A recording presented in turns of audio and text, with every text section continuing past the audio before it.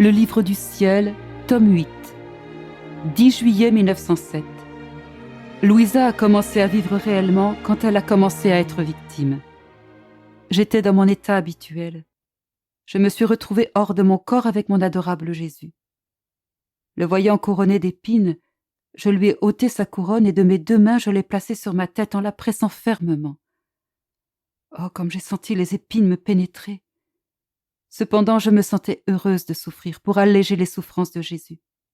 Je lui ai dit « Mon bon Jésus, dis-moi s'il reste beaucoup de temps avant que tu m'emmènes au ciel. » Il me répondit « En vérité, très peu. » Je repris « Ton très peu pourrait bien être 10 ou 20 ans. Déjà, j'ai atteint 42 ans. » Il reprit « Ce n'est pas vrai. Tes années n'ont commencé qu'au moment où tu as commencé à être victime. Ma bonté t'a appelé. Tu peux dire que depuis ce temps, tu as réellement commencé à vivre. Tout comme je t'ai appelé à vivre ma vie sur la terre. Ainsi, dans un temps très court, je t'appellerai à vivre ma vie dans le ciel. » À ce moment, 2 colonnes sortirent des mains de Jésus béni, qui par la suite ne firent qu'une. Il plaça ces colonnes fermement sur mes épaules, de telle manière que je ne pouvais pas m'enlever d'en dessous.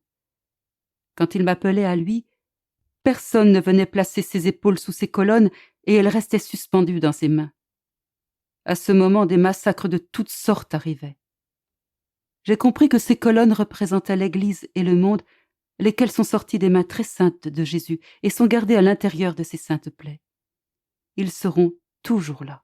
Mais si le bon Jésus ne trouve pas où les poser, très rapidement il se fatiguera de les tenir dans ses mains. Gare aux malheurs horribles qui surviendront.